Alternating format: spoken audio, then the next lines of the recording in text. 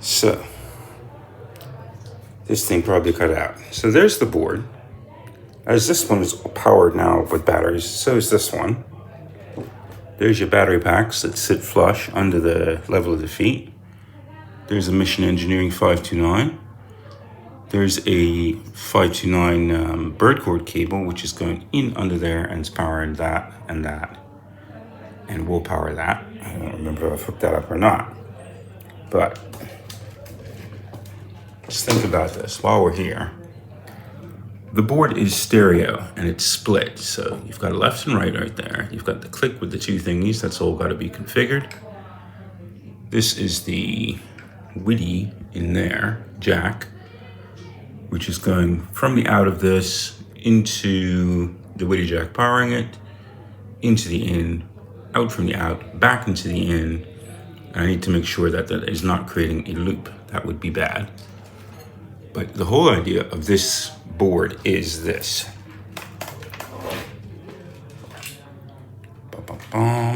She's starting up.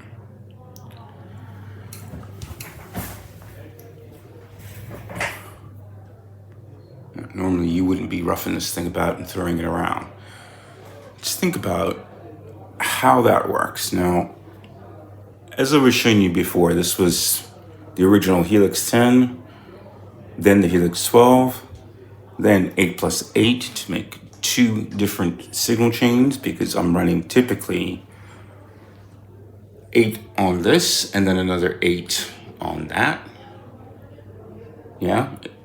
Think of this as a completely modular thing. You just like rip everything apart in your head and then start building it block by block, and you don't care where it's coming from. Every pedal is 3 amps, 9 IRs, MIDI controller, not a MIDI controller, but 127 times 5 things times 70 different tone prints. Think of it like that. MIDI controllable now, that thing, because of the click in the back, and the new click 2 is going to be so much better than that because you can do expression out, which is needed. And this is the only thing in all of this stuff that cannot be controlled remotely by the iPad or by apps. So that's the next thing. In here, you've got all of the different bits and bobs and toys you can go in and play with. You've got an editor right there. There's your second editor for the Katana, which is awesome. You can control stuff on and off. Levels, which is a new thing. Mostly people are doing strictly on and off, and you're not messing with levels. That's really kind of the thing of pedals. Without MIDI, touching and messing with it. This thing is very delicate at the moment. If I lock it all down, it'll be cool. What you can't do in most pedals without MIDI is actually adjust these knobs. Not physically, but the same thing is changing the parameters. And that's the big deal about using a Helix, or eventually something micro like this. But a Helix, you can map any MIDI to any parameter you want all over the place and control it remotely from here on screen. So for me, that's the big idea, is that I control everything with these apps, or I build remotes and do stuff. And the only thing that I'm doing when I'm walking around is wireless off a guitar, those 2 little buttons right there, to skip through different presets, to do different things. 6 different actions, you can do whatever you want. You can change your mind midway, set it up how you want. So that and this screen does everything, which is wicked. These thingies right here are being told by the iPad what to do. So it's switching presets on that, and it's displaying exactly what's happening. In the case of this little thing, which is nice and steady and stable and got batteries under there as well. So you can see those all locked up and all powered up. Really cool. This is all USB for now. I've done it with 9V as well. These things are all linked together in the back here with these flexi ports, which are pretty wild. So if I go and change two things here, back down, both of them are switching. And I should be able to call that out remotely from the iPad. So this thing will follow the game. And if you're setting that up, stop it.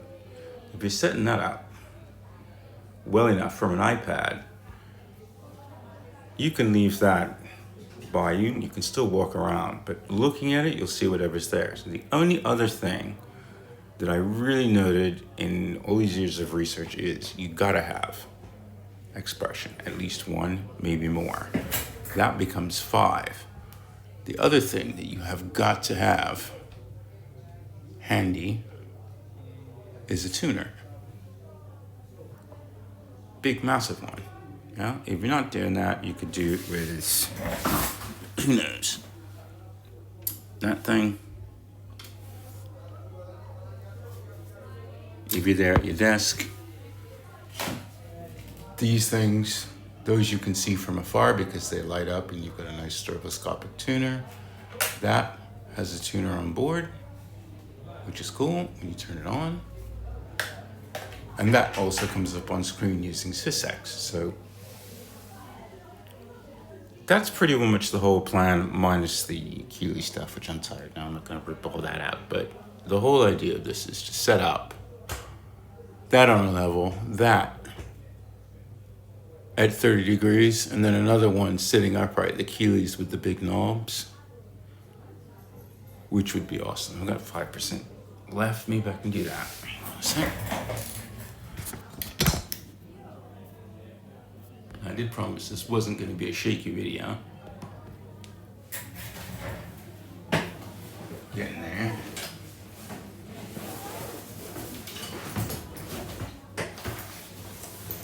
So for me, I do these video dumps, bulk in my meld, whatever you want to call it, where every so often, you can't keep all this stuff in your head. It's impossible.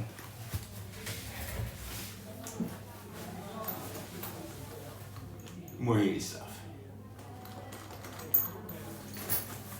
These MIDI controllable, that's not, goes with that other halo. So the big idea here is you have these massive knobs, which are super cool and easy. The flow of these is so much easier.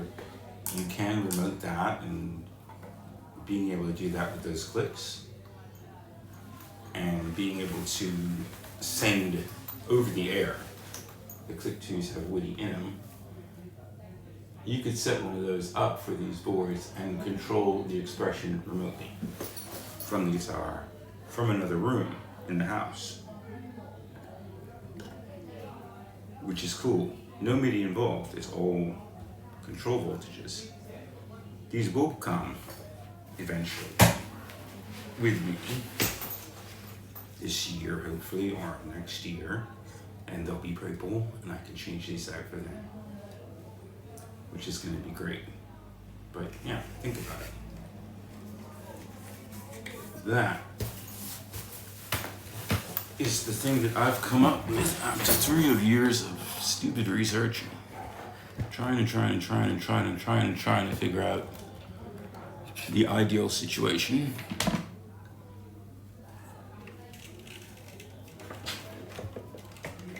All I'm doing is concentrating on the man-machine interfaces,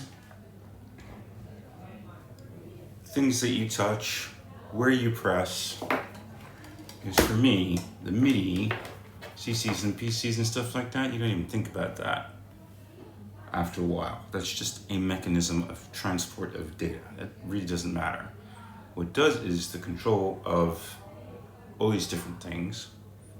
MIDI 2 will be great at doing that, but let's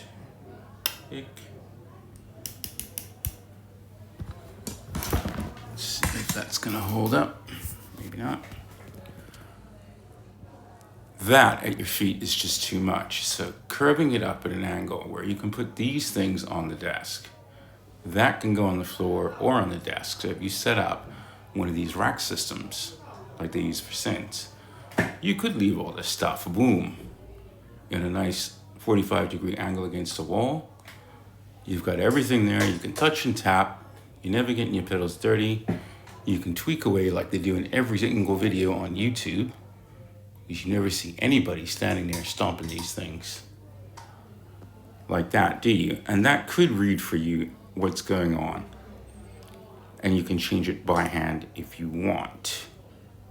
Or use the floor. Or just pick these things up, throw it in a bag, take it over, power it up with a battery, and they're all networked with the iPad, which I think is cool. So, that's been my day today. That's how this whole stupid thing started. Hopefully I can stitch these two videos together and it'll make sense. If not, I'll just dump them online and we'll see. But that's the plan, Stan. We'll see how it goes.